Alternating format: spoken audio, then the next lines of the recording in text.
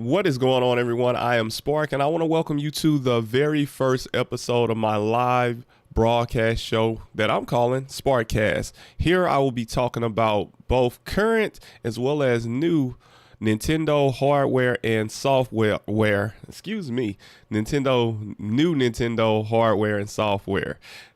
Let's get into this. Today I got a few topics I want to discuss because this one in particular we'll be talking about my predictions for 2022 from Nintendo. We got quite a bit of stuff to talk about, but I want to start things off by talking about what I don't expect before we get into the things that I actually do.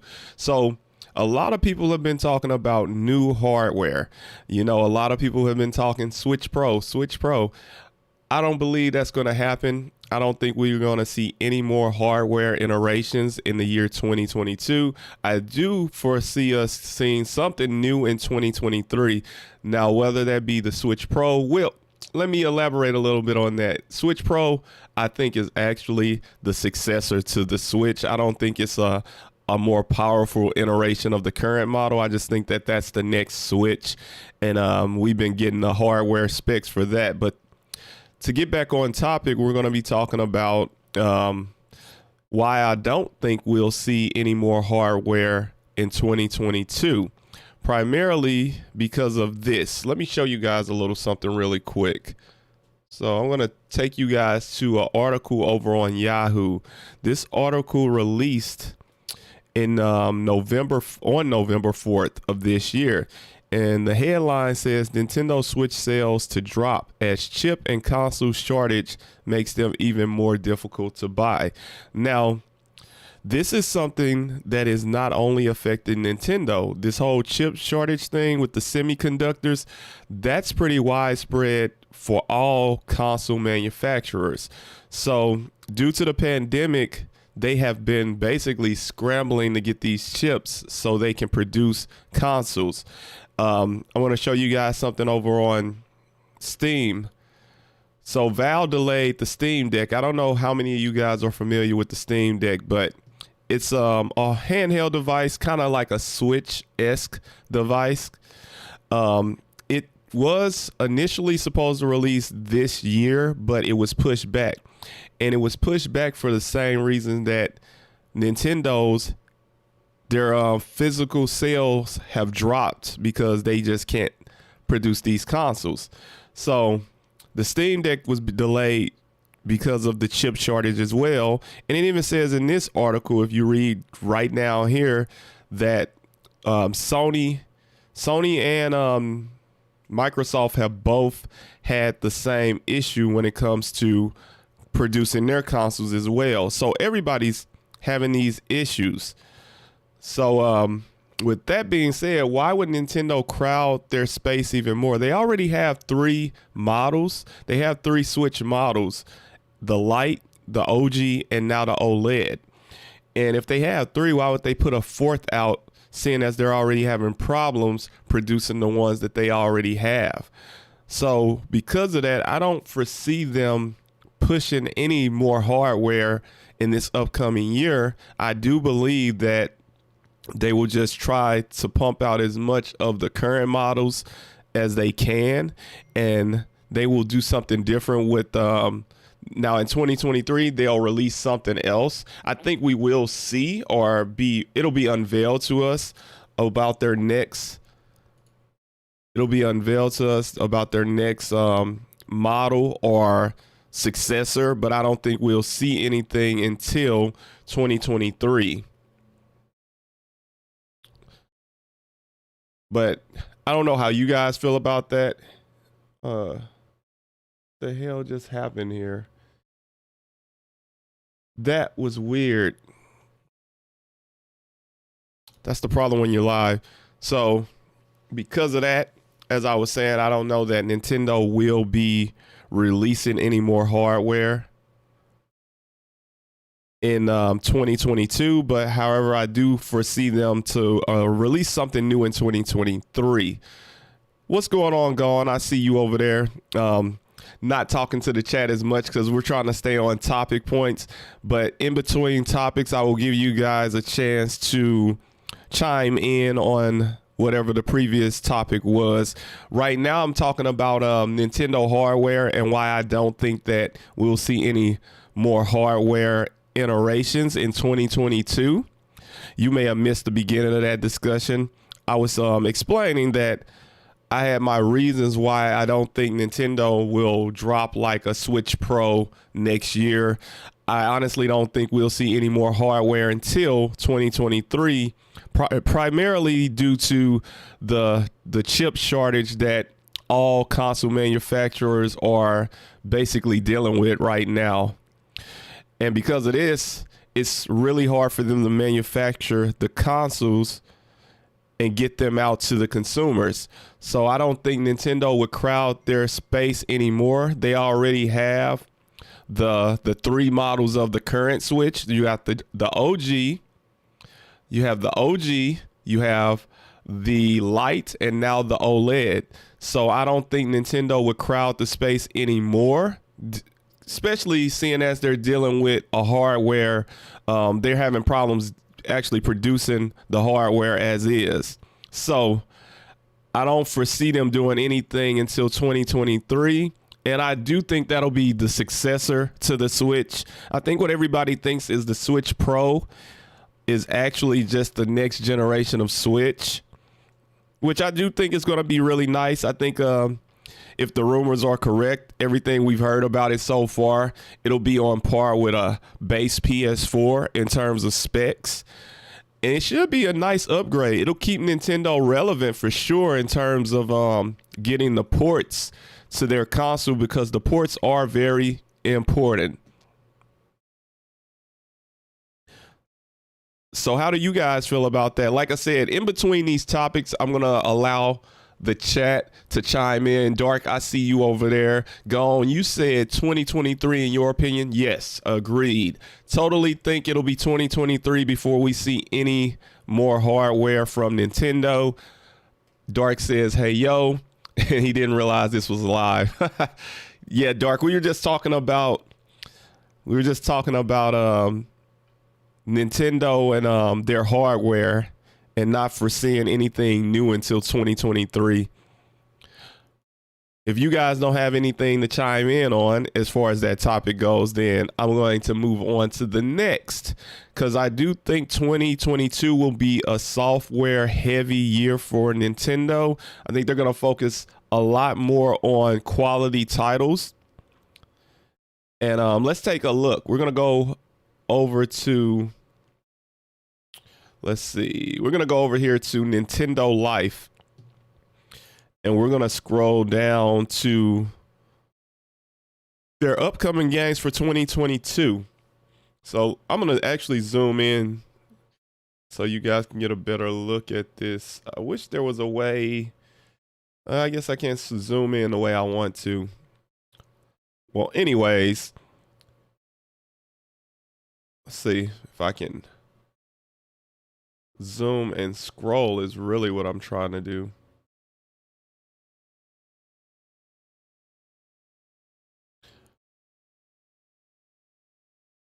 There we go.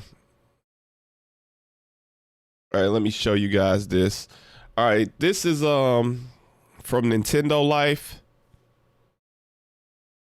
Exactly, Dark. So I forget that YouTube has such a delay when it comes to the chat. Dark, to follow up with what you were saying about the semiconductors, yeah, that's definitely the problem right now, and it does amplify the scalpers. And I just think Nintendo already has, since they already have 3 SKUs of the current model, I don't really think they're going to crowd that even more next year and put another one out. And I mean, to go with what you said about those semiconductors, like Nintendo would be like really stretching themselves thin. They're already stretching themselves thin by having three models of the Switch. So if you throw another one into that equation, then you stretch things out even further.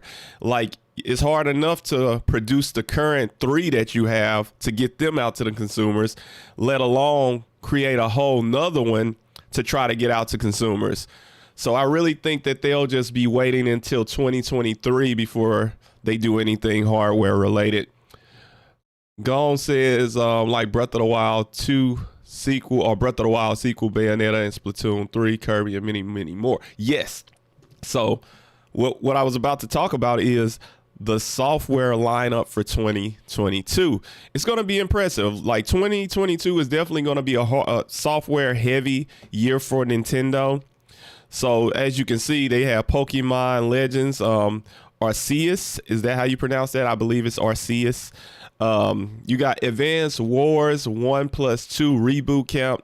A lot of people are looking forward to that. Triangle Strategy looks really good. That's the game that's kind of like Octopath Traveler. It's made by Square Enix, but it's more of a tactical, a real-time strategy game, but it looks phenomenal. Splatoon 3, Mario plus Rabbids, Sparks of Hope, Bayonetta 3, Kirby and the Forgotten Land, which I don't think I've ever played a Kirby game, but I am looking forward to that game in particular. I don't think I ever played a Kirby game. Maybe I played one back on the NES, but that might be like the only one.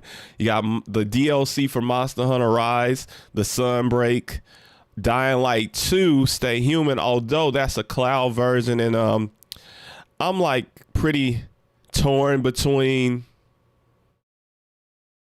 like the cloud games. Like I don't think I would play any cloud-based games on the Switch. I think they really should now if they had like a better cloud service. The thing about their cloud service on the Switch is they charge you like full price for the game, and it's just a cloud version of the game. If they did something that was more like subscription based, which that's going to be a topic for next week, so we're not going to talk about that. We're going to talk about that next week. But if they did something that was more of a subscription-based cloud service where games that can't be put on the Switch hardware due to limitations but can be like streamed to it, then that would make a lot more sense. But that's a topic for next week, guys. And of course, we have the sequel to The Legend of Zelda Breath of the Wild, which that's going to be like the game of the year next year, because who's not looking forward to Breath of the Wild 2? I do believe we get that next year. I also want to put in a couple that aren't on the list. Well, one in particular, Metroid Prime Remake. Or remaster. I want to say it's a remaster, not a remake. Metroid Prime Remaster has been something that's been rumored for quite a while, and it's even said to be complete. Not the trilogy. A lot of people expected the trilogy, but it's not the trilogy. It's just the first game in the series. I do think we will get that also. As you guys can see on this list, they didn't put Metroid Prime 4 because I think Metroid Prime 4 is still a little ways off. I don't know if we'll see that until maybe 2023. That'll probably be one of the last heavy hitters for the current Switch. Or hell, it might be one of those cross-plat games. I do think Nintendo would be smart with the next generation of Switch to make sure that it's backwards compatible. What's up, Doug? I do think that they would benefit from making it backwards compatible and letting every current Switch title benefit. You think it'll be a remake, Gone? I think it's a remaster. It's like you tread a fine line there with remake and remaster to the point where it's hard to even dispute which it is. I think it'll be more like a 1080p 60 type of deal. I don't know that they'll really rework any of the textures per se. They might. Who knows? Maybe they'll put it up to like high def textures. I don't know. But either way, I'm looking forward to it. I'll definitely be getting Metroid Prime remake, remaster, whichever they go for. All right, so let me see what you guys are saying over in the chat. Dark saying with the Switch Pro, the deck should have an upgrade GPU, and by the time have an update on their framework for the eShop. Oh man, next week, Dark. Next week we're gonna be talking about. So just so you guys know, next week the discussion will be on the improvements Nintendo needs to make for their next generation hardware. And man, I have a long list. It's so long, but it primarily focuses on their online infrastructure because it sucks. Like, let's just be honest, it sucks with the current Switch. And I think they're so far behind with the times that it's like ridiculous. But it's still impressive that they're able to like sell as much as they can, like even though they don't focus heavily on their online subscription service, their console still does well. And we live in a world where like Microsoft and Sony have pretty stellar internet services for their consumers. So I don't know, Nintendo does Nintendo, but I think Nintendo really does need to get with the times. And Doug, I am so sorry, man. Yes, I am doing this again while you are at work. It sucks, bro. I only have 2 days where I can actually do these live streams. And this one is so heavily on topic discussions that, you know, I don't talk to the chat as much. It's kind of in between the topics. All right, let's see. But yeah, I do think 2022 will be more software heavy. It has to be simply because Nintendo won't be putting out hardware next year. And the gap between their technology, their hardware, and Microsoft and Sony's is like huge now. Like they're at a big disadvantage in terms of visuals since the PS5 and the Xbox Series systems dropped. So Nintendo has to focus really hard on their first party content. And 2022 will be big for them. Ain't no thing, just stay on for 8 hours. So yeah, we'll see how that goes. Also, even in this article here on Nintendo, like they mentioned Metroid Prime 4, and they even say, as I switched over, let me go back to it for you guys. Down here at the bottom, it says it's like it's missing Metroid Prime 4 in this list that Nintendo gave us. And sadly, the latest word from Nintendo is that Prime 4 is still TBA, to be announced, as I would expect, because I really don't think we'll see that game until 2023. As much as I would like to, I really do want to see it, but I do also want them to take their time. Yeah, I want them to take their time on that because after Dread, I think you really want Prime 4 to shine. Because if Prime 4 is anything less than like really good, people are going to say that Nintendo should just stick to the Dread series or that style of Metroid game.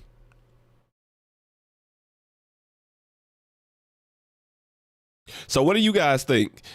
Of course, you guys can comment at this point in time and chime in. Dark is lurking. He's getting off work. Doug is at work. And what do you guys think about next year? You guys think we'll have another variant of the Switch? Or do you think Nintendo will just focus on their hardware, their software, like I do? I think they're just going to focus on the software. Because as I said before, even Valve with their Steam Deck, they're having issues and it was delayed. And you got to think all of these companies are pretty much scrambling because they all use these semiconductors. And there are just not enough of those to go around to everyone.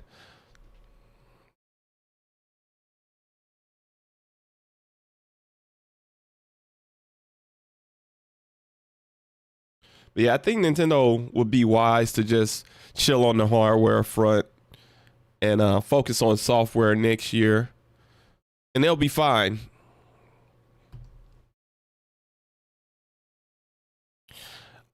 Those are basically my two topics for today, to be honest. I didn't have a whole lot to talk about, but I did want to talk about those two topics. I do want to talk about a recommended game of the week, I want to do those two every week. My recommended game for this week would be Shin Megami Tensei 5. That's a game that I've been currently playing on the Switch. JRPG, I don't know how many of you guys have played it. If you haven't, you really should. It's phenomenal. Very grindy, a true JRPG experience. Some people compare it to Persona 5, but I wouldn't really say that. Like, yeah, I know they're both created by Atlas, but they're different in their own rights. You don't have as much of that mainstream, like, social dynamics that Persona 5 has. This is more just like a true RPG grind fest, and I really do like that. But I do understand the appeal of Persona 5 as well. I was someone who played it, but I do like Shin Megami Tensei 5 a lot more. And what about those Game Awards? Let's talk about the Game Awards real briefly, because I want to go through. Oh, it's really good. It's really good, Doug.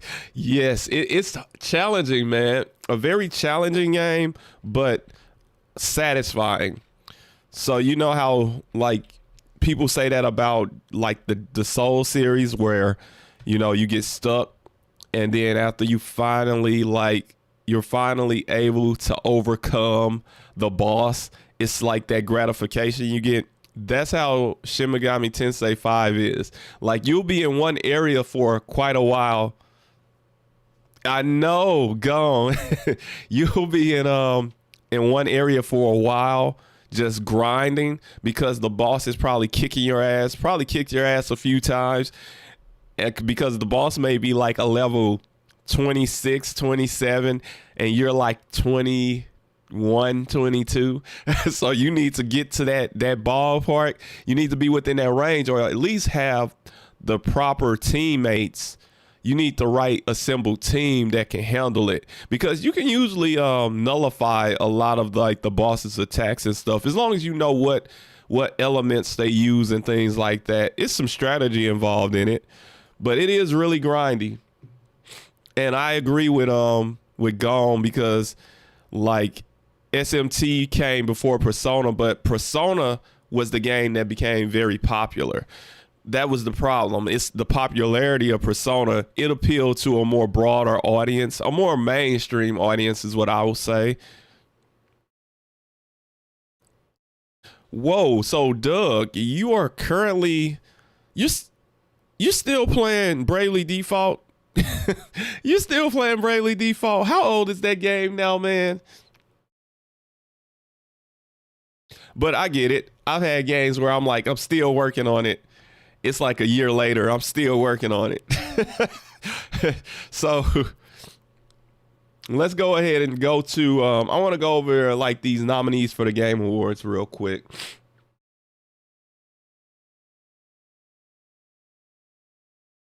I don't think I'm voting on anything, because I don't know how much the voting really matters.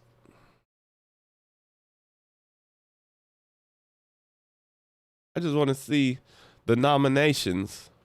Let me go find them.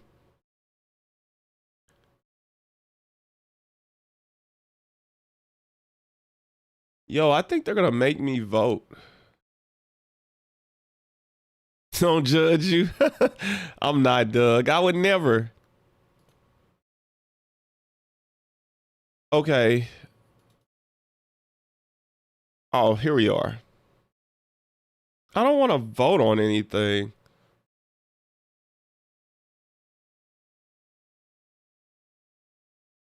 Yeah. Let me show you guys real quick. So let's go look at the nominees. From what you've been told, at the level that you're at, you should be close to the end. Gotcha. Hopefully you get it done soon, man. Like, I wouldn't recommend SMT 5, simply because, like, if it took you this long to get through Bravely Default, but Bravely Default was one of those games that's really challenging also, I believe. See, it won't even let me choose. Oh, here it is. Okay, so But this is the only one. Game of the year. Oh, you know what? Let's go ahead and do this. Let me go and cast my votes since we're here. I wasn't really gonna vote on anything because I'm one of those people that think I think it's pretty fixed. I think to some extent it's kind of fixed. But maybe votes really do matter. So if they really do matter, I think Metroid Dread should win Game of the Year. Like not that I'm trying to like shit on any of these other titles. Like I never played Deathloop, so I don't know if I don't know if it's any good or not. It Takes Two. Haven't played that. I guess I got a bias here because I have played Metroid Dread. Psychonauts 2. I haven't played that. Ratchet and Clank Rift Apart. I haven't played that. Resident Evil Village, however, I have played that. So if I had to choose between Resident Evil Village and Metroid Dread, seeing as I played both of those, then I'm going to give it to Metroid Dread.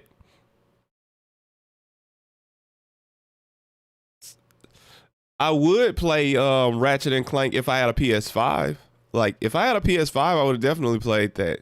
No, I did like Village, but I think Metroid Dread was if I'm talking Game of the Year, Metroid Dread was a better experience than Resident Evil Village.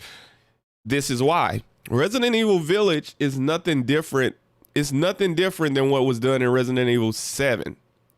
That makes sense, Doug? It was nothing new.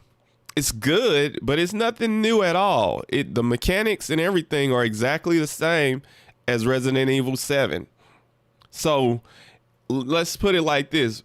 If Resident Evil 7 didn't win Game of the Year when it was released, why would Resident Evil 8 become Game of the Year? If it's essentially the same game with a different story.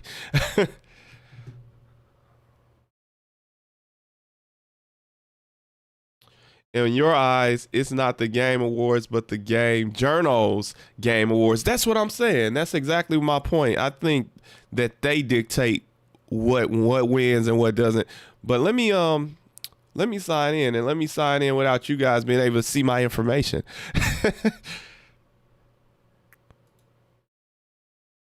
So I'm going to sign in real quick, and we're going to start voting.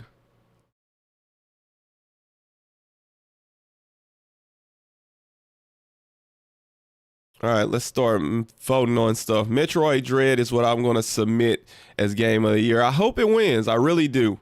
Because that would be a huge win if Metroid Dread wins Game of the Year. How do I go on to the next category? Oh, here. I'm blind.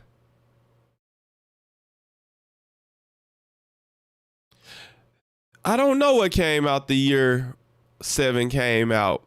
I really don't know. That's a really good question. That's a really good question, Doug. I have no clue what came out the same year as Resident Evil 7. Dark would probably know.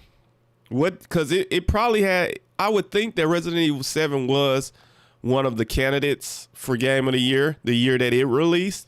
But I don't know what it was up against. Because for all I know, it could have been going up against something like Death Stranding or something along those lines. All right, so we're going to go for Best Game Direction. See, I didn't play any of these games. So that's what it makes it hard for me to cast a vote on stuff when I didn't play any of them. It's weird because like most years I would have played like every game that was up there. Yeah. What was during the 2017, Dark, what were the nominees of 2017? Like, of course Resident Evil 7 would have been up there, but what did it compete with?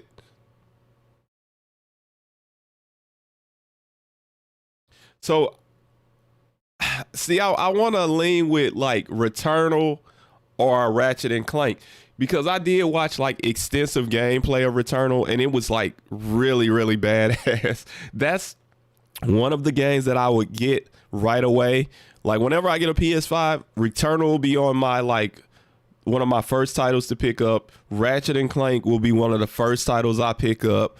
Demon Souls remake, one of the first time. It's like I got a list already of PS5 titles I want, like right out the gate. So put it like this: the day I buy a PS5 will be the day that I not only bought the console, but I bought like $300 worth of video games with the console. So you gotta think I'm gonna probably spend like at least somewhere between $800-900 like right out the gate when I buy the damn system.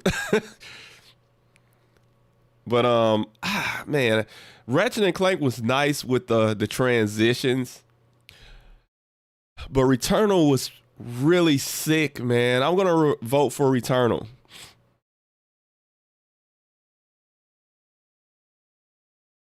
Can't remember because it's often compared to PT. Really? Best narrative. If we're talking narrative, it probably goes to Life is Strange because I played the past games in that series. It could be Marvel's Guardians of the Galaxy. You know what? It might be because I've heard this game's really good too. And they have the cloud version of this on the Nintendo Switch, and it's $70 for the cloud version. It's terrible, man. Let's go vote Guardians of the Galaxy. Best art direction. Oof. Ooh, Kena, Bridge of Spirits. I did play that game. Completed that game. We're gonna vote on that. Best score in music. Oh, Nier? No, I don't know. That's the newest Nier that released earlier this year. I didn't play that one. I don't know what the music's like in that one. But if it's anything like the first one, I would think it was great. Cyberpunk, I played some of Cyberpunk, but I don't know if I would give it like best score and music. Wouldn't be surprised if Guardians of the Galaxy doesn't have a nice score and music. Who knows about Deathloop? And I don't know what Artful Escape is. I'm gonna go with Nier. Best audio design. I'm gonna go with Resident Evil Village on that one.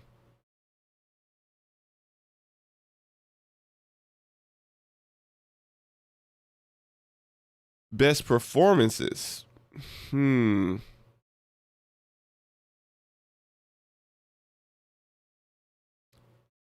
Oh, this is Lady D. She was great. Let's give her the award.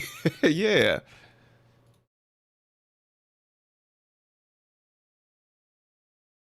Games for Impact. Nope. I didn't play it. Yeah, I didn't play it, so I don't want to like cast a vote and I don't know because I didn't play the game. Like that's the thing. This year likely be Forza 5 in terms of what is it? It's not up there for game of the year, Dark.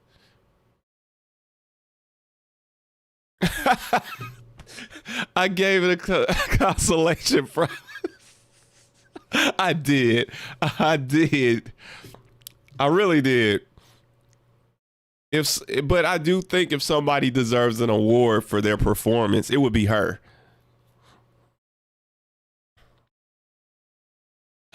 It's so hard for me to like choose something when I didn't play these games. I wish they would allow you to just skip games that you didn't play. But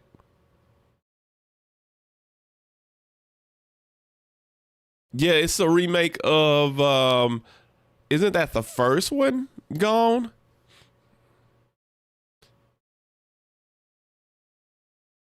All right, so we're gonna yeah, it is the first Nier. Yeah, that's what I thought.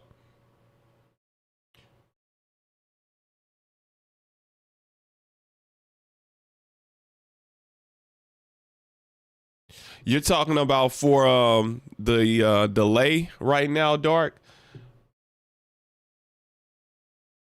Yeah, I was leaning towards him for a minute ago. Like right now, I have it set where I think I have my closed caption on, and that's the thing. Like when you turn closed caption on when you stream on YouTube, then you can't have like the ultra low latency. Which it probably would have been better to have the ultra low latency. But then again, I thought some people are at work like um, Dark. Well, Dark's getting off work, but Doug. And it might be more beneficial for you guys to read closed caption than actually hear me talk. It depends on like the work environment.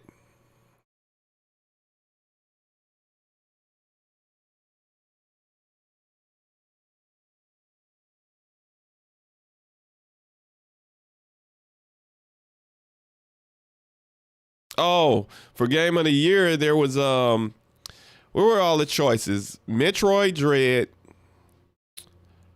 What else was up there? Metroid Dread, Resident Evil Village, and some games I never played. Psychonauts 2, I think. I can't go back yet. Let me go look. I can't revote, but I can go back. Let's go view categories, matter of fact. Game of the year. Here we are.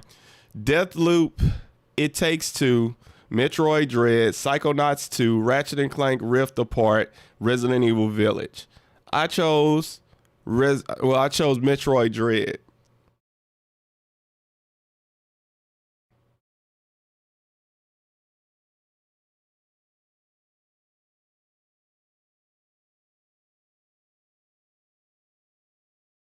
Man, so I can technically probably not do all of them.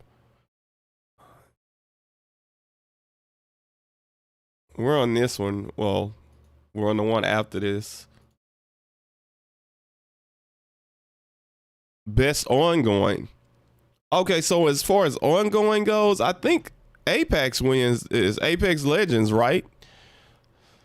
Like I think they've done the most to keep that game relevant. They're constantly adding more stuff to it. I mean, Fortnite would probably be up there too, but I'm not a fan of Fortnite, so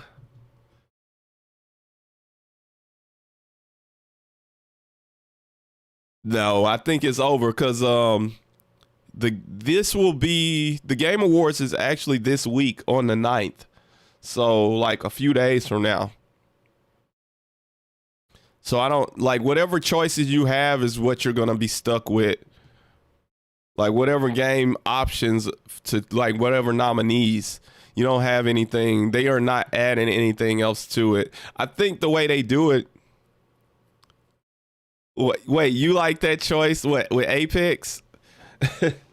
I think the way they do it is it's based on like excuse me, my bad, y'all. No, that probably went through. It's done from I want to say January. No, I want to say it starts like December of the previous year and it runs all the way to November of the current year. So the December games that would be featured are the December games from last year and not the December games of this year.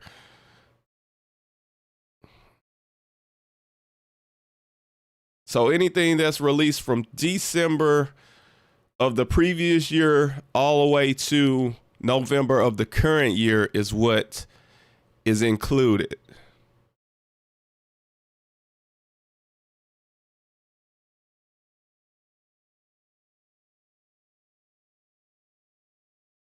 Doom Eternal. But Doom Eternal is what? When did Doom Eternal release?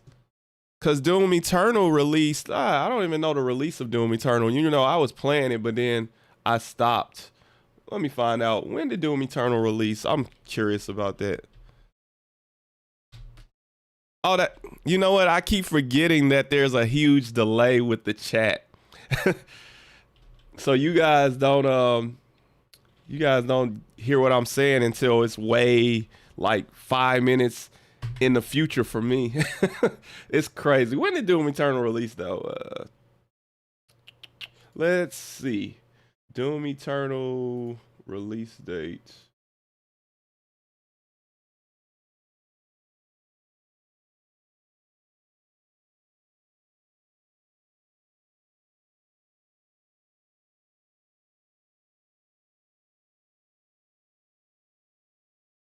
All right, so it was March 19th of 2020. Okay. So yeah, it wouldn't make the list. And you guys are going for Apex? That's what I was thinking too. Like I think Apex is like the no-brainer for this category. It would have to be Apex.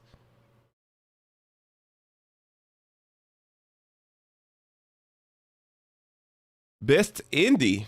Ooh, I do like me some indie games. They got some games that I haven't played yet. Look, so this 12 minute, I know about this game, 12 minutes. This is like a crime mystery type of game. It's kind of intriguing. I do want to play it at some point in time. They actually have some really good voice actors playing it. They have some well-known actors doing the voice acting in this game. Death's Door is a game that I actually want to feature on my channel here in the future. It'll be on one of my live streams. The game came out, I want to say, it released a few months back, maybe earlier this year. It released earlier this year on Steam and Xbox, but it just recently dropped on the Nintendo Switch like this past week. And I want to stream that once I finish Steam World Dig. That'll be the next game that I feature on the channel as on one of my live streams on a Sunday morning. I've heard a lot of good things about it. I don't know anything about this one. It's called Inscriptions. I have no clue. Kena Bridge of Spirits is great though. Loop Hero, I don't know anything about that. If I want to go with best indie, because honestly, Kena, if someone saw that game and they didn't know, they would have never suspected it was an indie title, because it's a really impressive game. So I'm going to give that my vote. Kena has gotten 2 of my votes now.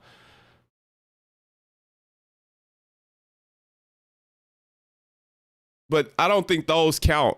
It wouldn't go into like game of the year. It wouldn't make it a game of the year contender, simply because it's an update to a game that was released like a year ago. It's over the mark. Like the base game would be what they would consider for a game of the year. It was probably one of the nominees in the previous Game Awards show. I feel like it was, honestly. I think I vote like every year, even though I feel like my vote doesn't matter. But I feel that way about politic voting too. So whatever. All right. Best mobile game. I don't play mobile games. Help me out here. Oh, but it wasn't. Well, I don't know. When they say ongoing dark, they mean like games that, like free to play games, like Apex, Fortnite, games that don't seem to have an end to them. Not games that they add DLC to, but games that have like seasons, like Call of Duty, Warzone, stuff like that.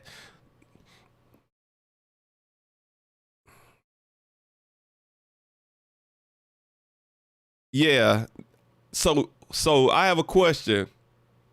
I have a question. Oh, too real. Look, I'm not holding back.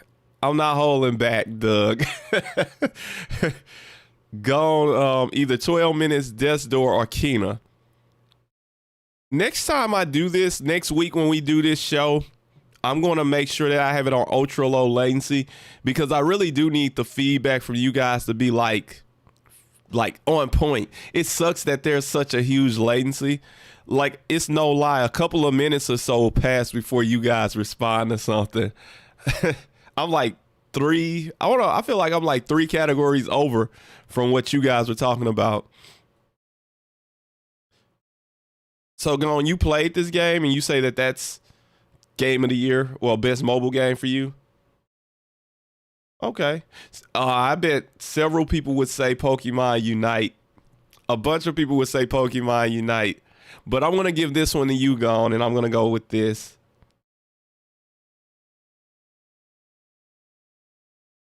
Since I don't know anything about mobile games per se. I don't play any mobile games. I haven't played a mobile game in years.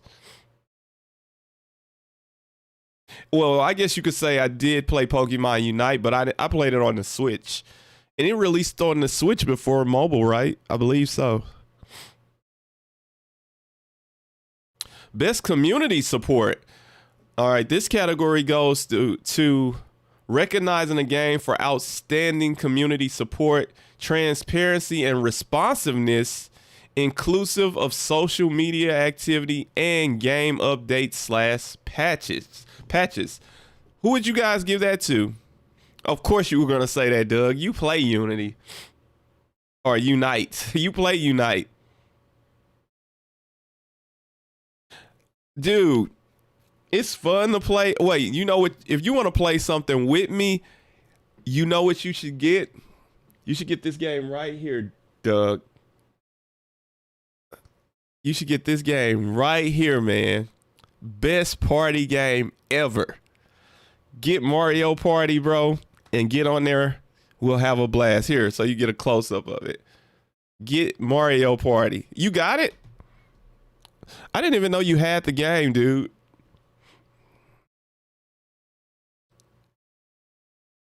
You still prefer Heroes of the Storm as a MOBA? Oh, you know what? This might actually go to No Man's Sky. Like this award here, No Man's Sky has been really good. Like the developers of that game, even though I've never played it, I tend to like follow certain things, and they're always improving this game, and they do it for free. Like any updates and everything, they don't charge for anything. Like this game is literally a game that went from trash to a treasure. Like it's crazy. Like the improvements that they made to this game.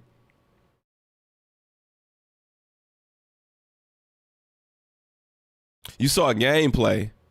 You might get it soon. You should, Doug. Like I'm even down to like do that like later, like on Mondays. Like I'll do these streams earlier in the day, but later in the day, I'll be willing to like jump on some Mario Party or something. Usually me, Shane, Larry, and Roleplay. Well, no, I take Ro out of that. He threw his away. No, I take it back. He threw it away, took it out the trash can to give it another chance, just so he could ultimately decide that he truly hates it, and then he put it up for sale on eBay. I don't know if he sold it yet. He probably did. But yeah, he was like, screw this game. But that's just a loser's mentality, chat. That's a loser's mentality. He couldn't get any wins, so he called the game trash. The game, look, this is for you, Ro. I know you might not see this because you ain't here, but I might clip it and send it to you on Discord. But this is for you. Just because you suck at a game doesn't make the game trash. That just means you are.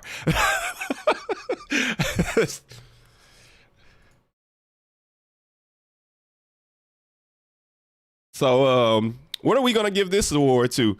Oh, so Dark, you say Apex. I had to mess with Ro for a second. Say, give this to Apex. Apex has been good too. I just think, no, I'll get, like we gave Apex an award earlier. I don't want to give it two. I do think it's a possibility that it will. Wait, this is Apex Legends. What's the difference? Wait, Apex Legends is the game. I just call it Apex. I don't know why I just call it, well, I always shorten shit, so it's just Apex. You think Apex will get it, but I honestly think No Man's Sky wins this award, seriously.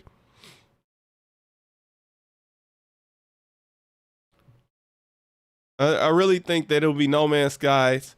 I don't think Destiny 2 will get it, even though I think their community reception, like, is really good. But I think this game will get it hands down. So I'm going to vote for that. Doug, I hate the latency, man. It's terrible.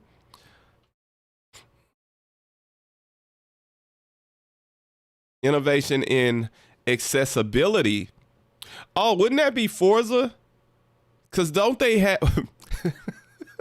I just thought about something. They're talking about innovate. Wait, let me read it again. They're talking about innovation and accessibility. So recognizing, let's read what this is. It says recognizing software and or hardware that is pushing the medium forward by adding features, technology, and content to help games be played and enjoyed by an even wider audience.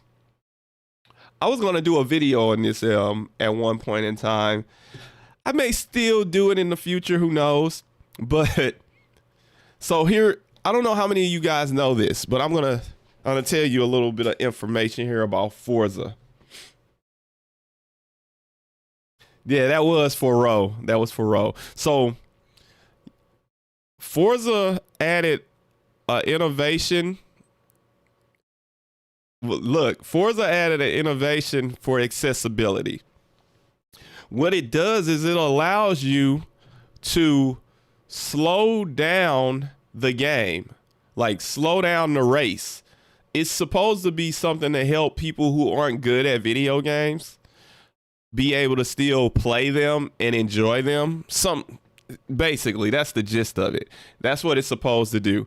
So you had a guy post a video of him using this feature, what slows the race down. I want to say it slows down the competition. You can only use it against CPUs, of course, but it slows down the race where it's moving. You can have it moving at a crawl almost. And even in spite of that, his ass still was crashing in the shit. So I just think he should just give up on the game at that point. Like, if you got accessibility feature in the game and you use it and you still suck, then it ain't helping you. so it's kind of pointless. I don't know what Ratchet and Clank did. What kind of accessibility did they add to the game?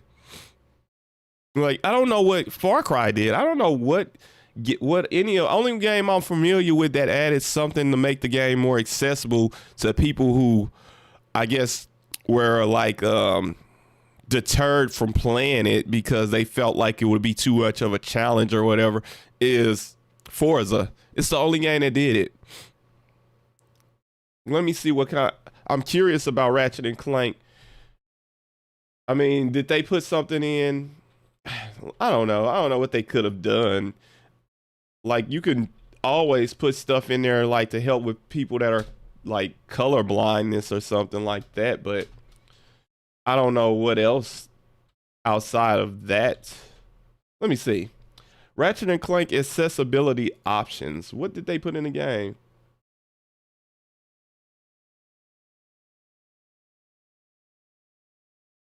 Oh, so they have a list of things. So you might be right about this, Gone.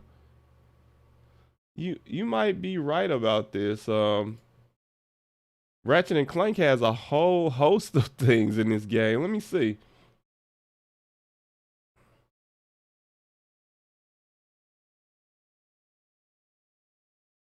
All right, so they have, of course, they have multiple difficulty options, of course. You got Rookie Recruit. That's perfect for beginners. Rebel Agent, a balanced choice for more experienced players. Resistance Leader for those who seek a greater challenge. Renegade Legend for those who wish to battle the most brutal foes. And you can disable tutorial. You got some combat toggles and assist, like with the firing mode. Default, of course, I guess that's no aim assist. But what do they have that would make... Like, this is pretty standard stuff. I don't see anything on this list that would be something to make the game more accessible, but more so like difficulty stuff just makes the game easier. I mean, you can argue that. You can argue if that makes it more accessible, like brutal, right? Yeah, you can argue that. Like, I don't know. Like, me personally, I think that gaming is still something that I think there are certain games for certain people. I think for the most part, Like every game, not every game, but games were created where some skills should be taken into account. So like for instance, let me think of something that I would suck at, a video game that I suck at, and don't say all, chat, because I know you guys. Dark would probably troll and say something like that. You suck at all games, Spark. But, let me think of a game that I truly suck at. Like, I can't think of any, honestly. I can't think of a game that I truly suck at. That's just me being cocky. Like, okay, Apex Legends. I kind of suck at that game. So Apex Legends is a game that I think I suck at. I never really tried to get good at it, as you guys would probably say. But every time I played it, I've never really had good games at that. Fortnite would actually be another game that I suck at. So Fortnite and Apex are definitely on that list of games that I suck at playing. Now, I don't think just because I suck at those games, I don't look at those developers of those games and say they should put some feature in that makes those games easier for me or make those games more, what would you call it? I don't want to say accessible, but I don't expect them to cater to the fact that I suck at the game is what I'm trying to say. Like, it wasn't designed for me. That's how I look at it. The game wasn't created for me in particular, and I shouldn't feel like it should cater to me because I'm trash. That's just the equivalent of someone playing a Souls game, and those games were designed scrub, right? Shout out to Larry. Like the Souls games, those games are made to be brutally hard. That's just the way they're designed. They appeal to a certain type of gamer, and that's it. That's who it's for. Other people who think, oh, this is too hard for me, blah, blah, blah, then it's not for you. It's just that simple. The game wasn't created for you in particular. It was created for the people who are looking for that type of challenge. So it's weird when I see, like, I come to I hate you, Dark. Like, as soon as you come to acceptance, I have. So that's how I look at it. Like, it's weird for me to see people like cry about video games being too difficult and developers need to do something to make them more accessible to like wider audiences. Like, no, you should just find a game that works for you. My fiance in the other room right now playing Sims. She's great at that. Do I expect her to play Call of Duty and be great at that? No, it's not her type of game. And she probably has no interest in playing that game either. I don't know. People need to get over themselves, man. Doom Eternal.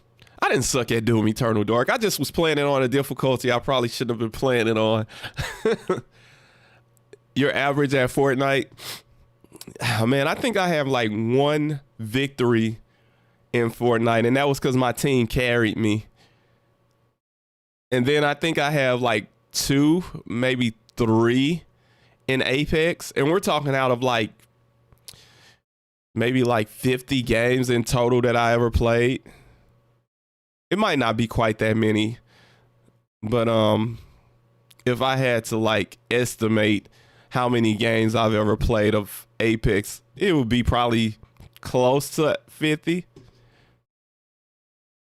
All right, so since accessibility is one of those things that I find weird in video games, especially when you're trying to cater, like, it's not accessibility when people have like a disability and you're trying to like innovate in a way to make that more accessible for them.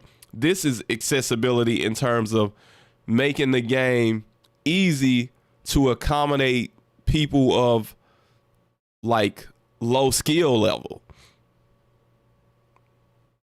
So I'm going to give it to Forza because they added that stupid slow-mo mode where you can drive super slow, and then at that the race is at a crawl. Like, at that point, is it even fun? That's like watching turtles race. Let's just go ahead and give it to them. All right, next category. Best VR/AR. Hitman 3. So I don't know if any of you guys have played any of these VR games. I have not. I don't own a VR headset.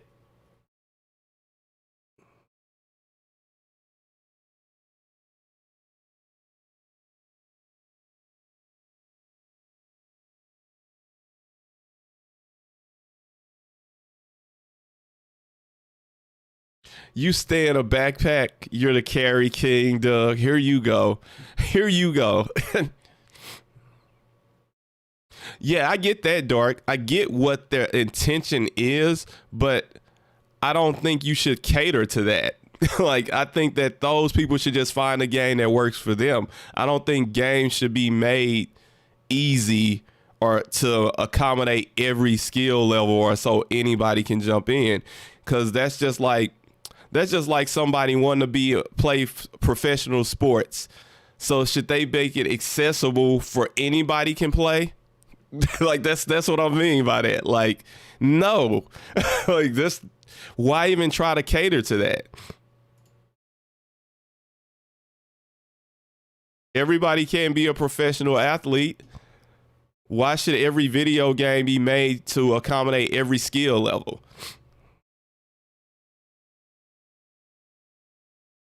I don't know what would be the best VR experience. I've heard a lot of good things about Resident Evil 4 VR. And, you know, I like Resident Evil 4 a lot. So I kind of want to give them the vote. Just because I like Resident Evil 4, chat.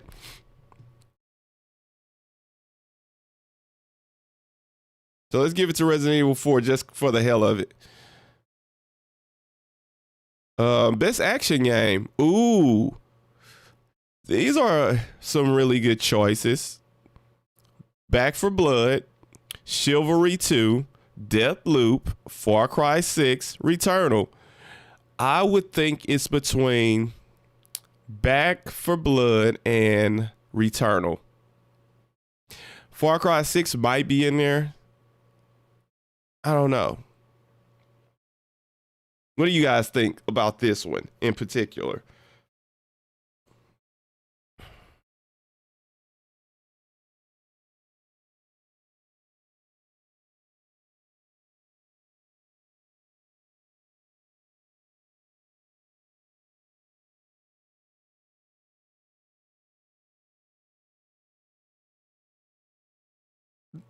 Excuse me. That stupid delay, man, is really bothersome.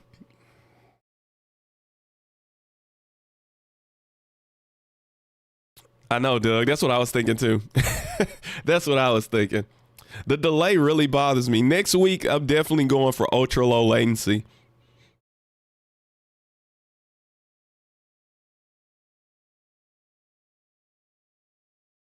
See, now if you put it that way, Dark, then that's fine. Now that's fine. But when you start trying to make the game easy, that's what I mean. Like, if you were to like make Dark Souls easy or easier, the delay is trash. Like, I almost wanted to like do like restream and do the simultaneous stream of to Twitch and YouTube, but you know, right now I'm waiting to change my name back on Twitch, and I don't know. And I'm kind of iffy on the Twitch platform right now. But at least I wouldn't have like the stupid delay that I have going on here. Best action adventure game. Interesting. What do you guys think? So we got.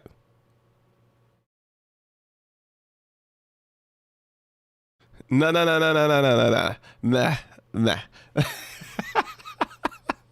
Look, you think you know me, Doug, and you might know me just a little bit, but I was not about to vote Metroid Dread a second time. It did cross my mind as I started thinking, well, if it doesn't get game of the year, then at least it might get best action adventure. So I want to, but I'm not. What I am going to give this to is Ratchet and Clank. Because I think Ratchet and Clank does some really nifty things. I really do. I think it does some nifty stuff. So I want to give it to that just because. And I do feel like a bunch of people who want Metroid Dread to win Game of the Year voted for it twice just in case it doesn't get Game of the Year. So I'm pretty confident that Metroid Dread is going to win one or the other since it's nominated twice for two different awards. That gives me some ease, just knowing that it's up there in two different categories.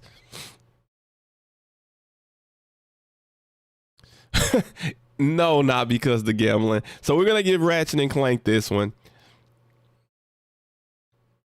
No, I just been doing my research more so. And I do like being on the YouTube platform more than Twitch these days. That's why I've like kind of committed to like really just like live streaming and creating content for YouTube instead of like trying to stream on this platform and Twitch and all this other crap. It's a lot of work. Best role-playing game. Why the hell is Cyberpunk on here? I don't even know that I consider it a true role-playing game. It has role-playing elements. It has a skill tree and a progression system. True. But I don't know if I consider it to be a true role-playing game. I mean, it's not like The Witcher 3 or anything. I don't know. How you guys feel about that? I think, for me personally, based on this list, it says for the best. Well, okay, let me read the description for this category. So, best role playing for the best game design with rich player character customization, progression, including massively multiplayer experiences. I don't like double dipping, Dark. I really don't. So, okay, so when they put it that way, then okay, I do kind of understand why Cyberpunk would be on this list because it does have that. It does have a really deep character customization and progression. I don't know, but I don't think it should. Let me not be biased. Here. Cyberpunk it had a rough start. Okay, so Cyberpunk 2077, Monster Hunter Rise, which I did not play, Scarlet Nexus, I didn't play that either. Matter of fact, Dark, is Scarlet Nexus on Game Pass? Because isn't this only on Microsoft's console? Isn't this like an Xbox exclusive? It is an RPG. It is, Dark. It is. It's just, I agree. It is an RPG. Okay, Shin Megami Tensei 5, Tales of Arise. So, I'm going to vote on Shin Megami Tensei because I told you guys I'm currently playing that game and I'm really enjoying it. Phenomenal experience thus far. I think it does have a really rich player character customization and progression. It's a lot of grinding and it's a lot of like thought because not only do you customize your character, but you also get to choose like the customizations for the basically your allies. So it's a lot of it's deep in its customization and progression. I do think it's a lot of grinding.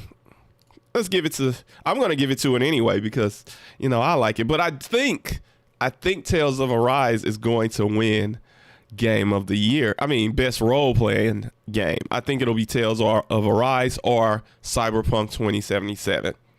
Even though I voted for this, I do think it goes to one of those.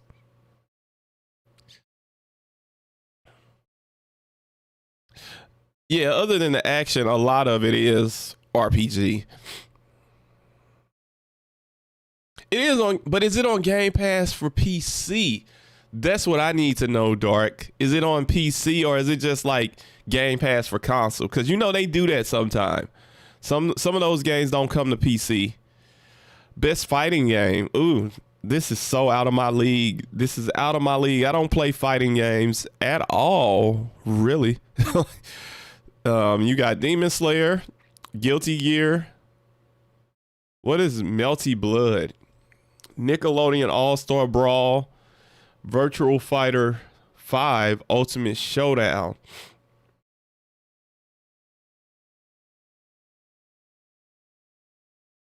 I wouldn't even know what to choose here. I'm a Demon Slayer fan, but I don't know that it makes, you know, anime games don't really make for good video games. It depends. Some of them are good, but not all of them. You're going to check right now, Dark? Yeah, because I don't know if it's on Game Pass for PC. Guilty Gear, that's kind of what I was thinking too. I was thinking it was going to be Guilty Gear. At least I have played Guilty Gear before.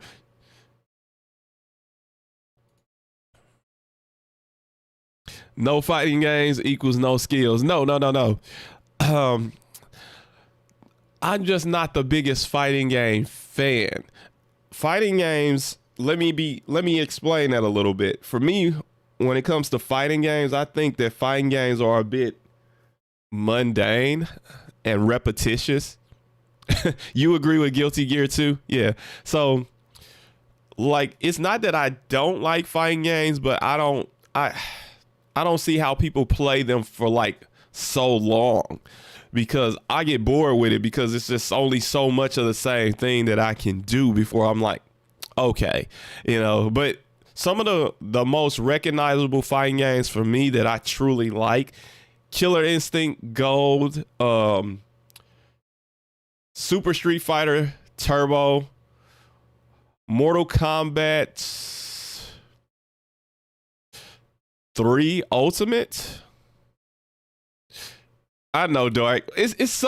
I got fighting games that I really do like, but I'm just not the biggest when it comes to that genre of game. But I do have some that are like in my all-time high. I can appreciate Tekken because of the technological skill you need to be good at that game with the juggling and all of that stuff. I used to watch some really good Tekken players that I actually know personally that used to go hard at that game.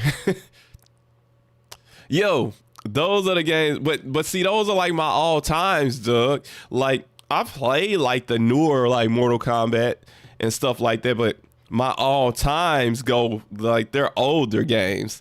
I guess I am showing my age.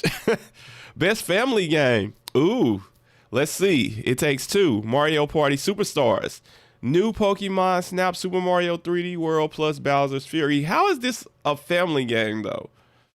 All right, let me see. Yeah, like you can't like how do you play this? Like it has like the little where you can like the two-player co-op thing, but oh, never mind. I forgot. Super Mario 3D World is up to 4 players. So yeah, that would be a good family game. It is on Game Pass for PC. I'm gonna say Mario Party Superstars. You know why? Because I kick ass at this game. Don't play me. Like, Doug, I told you to play me, but don't. I steal stars for a living, bro. So you need to go ask Larry about me. She'll tell you. Matter of fact, you can go ask Larry, Zombie, Ro, Shane. They'll tell you. Like, it's to the point where I don't know if I can play that game with them because I feel like they all conspire against me. The goal is not for them to win. It's just to prevent me from winning. I started complaining. I'm like, no, how y'all gonna just jump me? They just jumped me the last time we played. I'm like, really? And I still won. So, you know, I still won in spite of their efforts. All right, best sim/strategy game. Best game focused on real time, on turn-based simulation or strategy gameplay, irrespective of platform.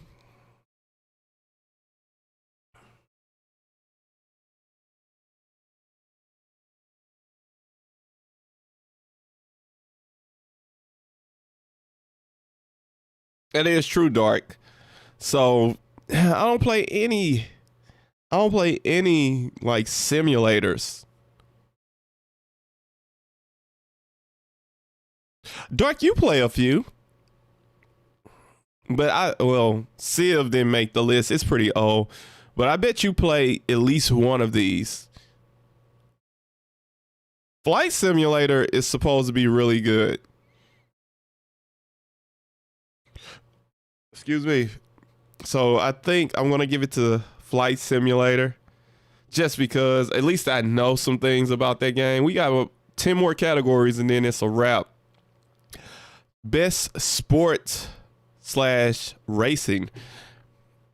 Once again, was Age of Empires up there? Let me go back. Okay. Yeah, it was the first one. I had a feeling you were going to say that too, Dark. I don't play any racing games. And we already... Do you? I know you're big on Civ, so quite naturally, I would think that you're good, that you are a fan of Age of Empires as well. I don't want to get Forza a second. Yo, I kind of want to skip this category just because. You know what? Let's just go ahead and give it. No, Forza would be the best racing / sport game. It would be. Best multiplayer. I'm giving that to Back for Blood. Although I played quite a bit of Knockout City. Yeah, between those two. Yeah, Flight Simulator does look really fun. I think that's on Game Pass too. I thought you played Civ also, Dark. I thought you and Chanel played that together. Matter of fact, let me see something. I think it's on Game Pass. Let me check.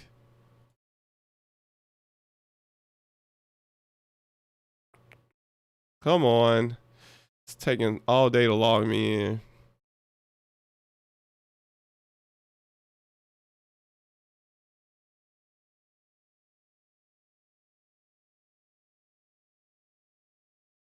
It might not be.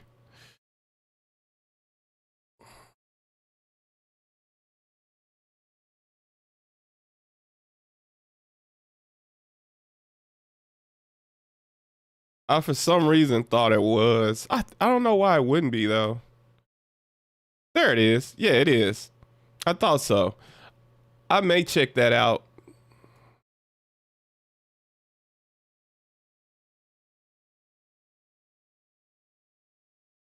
She wanted you to play with her in Civ. That's what it was. I remember you guys conversating about it. Content creator of the year. Me, but I ain't up there, so I can't vote for myself. So, yo, you got a category of content creator of the year, and I don't know any of these people. Neither of them. I don't know any of them, so I'm not voting.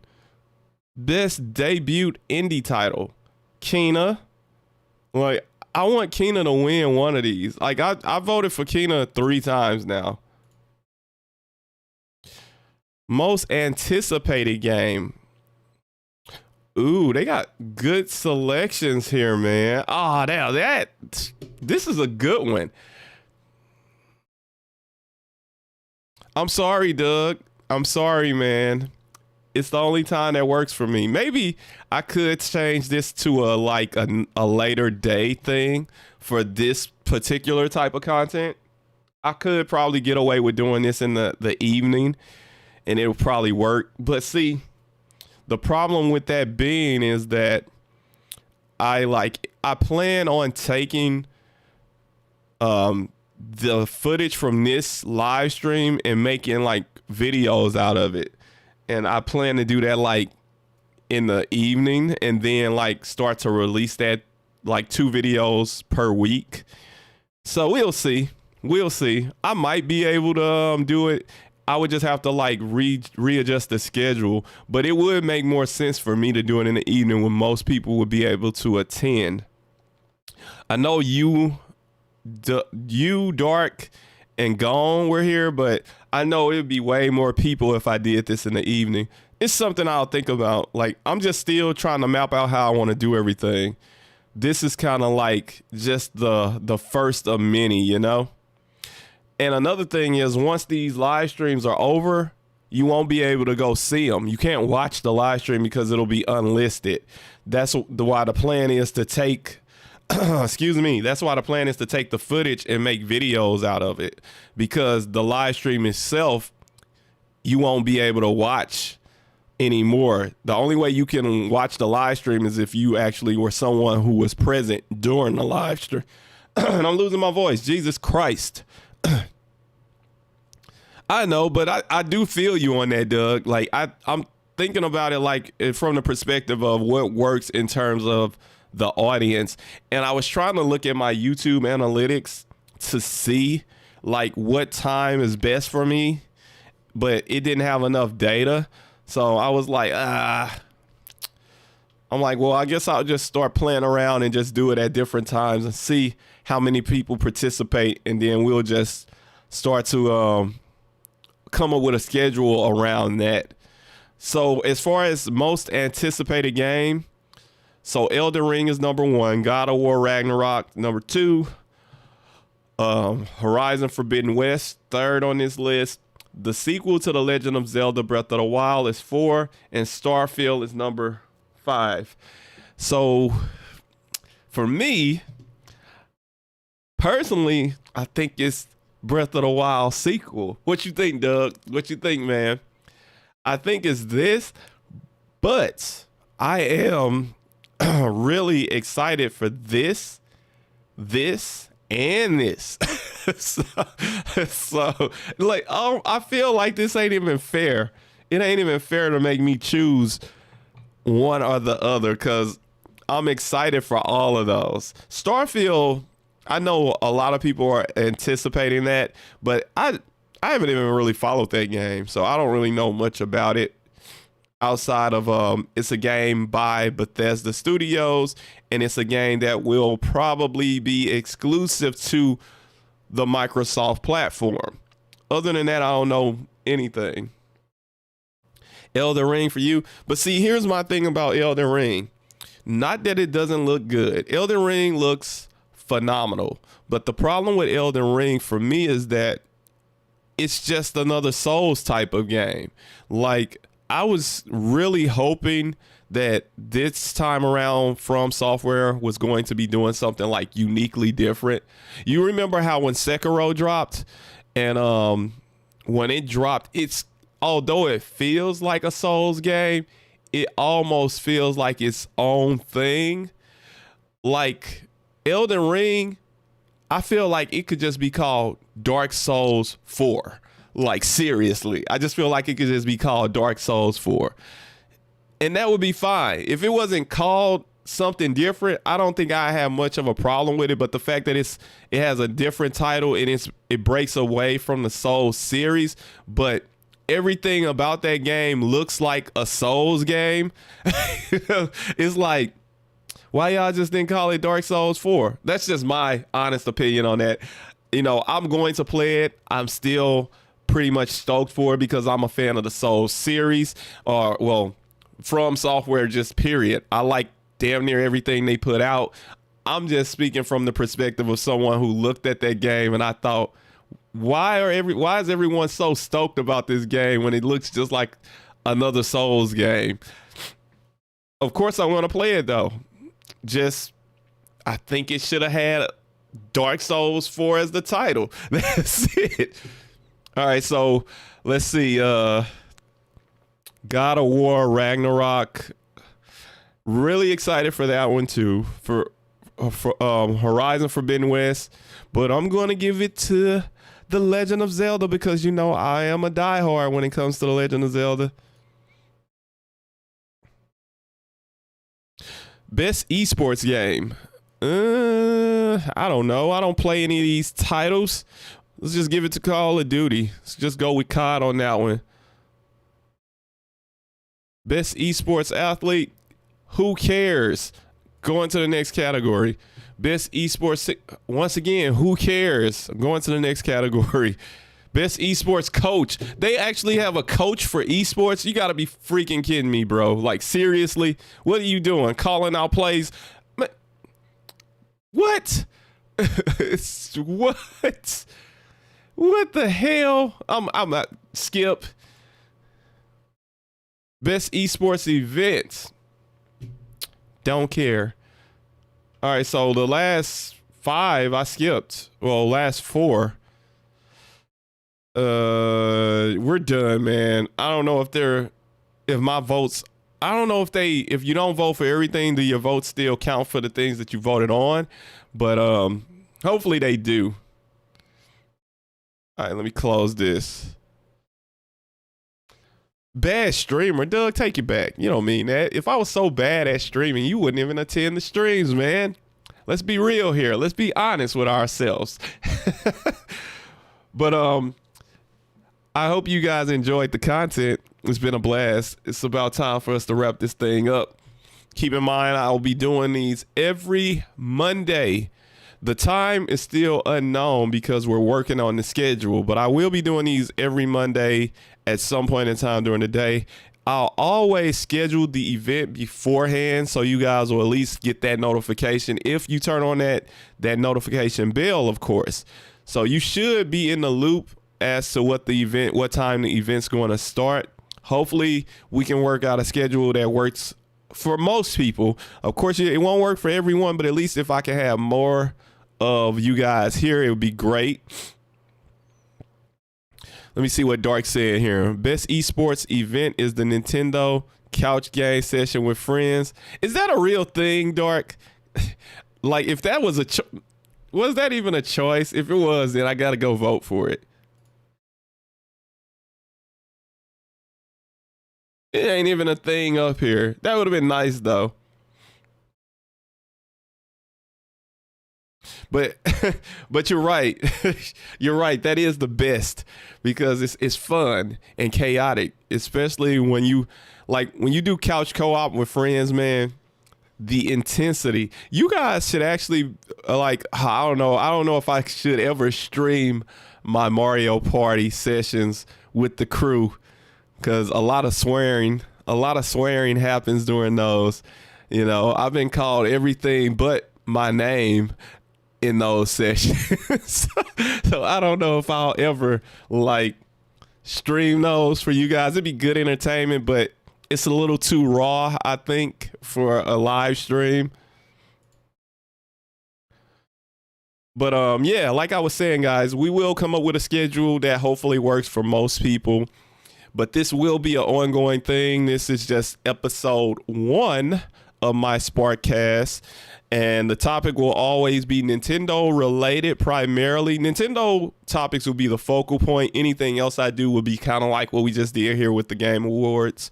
So, of course, other content will be included, but more times than not, it'll just be Nintendo stuff.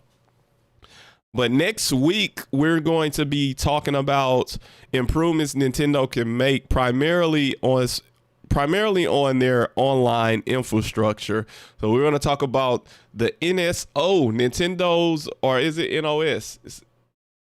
I want to say Nintendo Switch Online. It's NSO, Nintendo Switch Online. We're going to be talking about that and what I think Nintendo should do to improve it with their next generation of hardware, because there is so much wrong with it.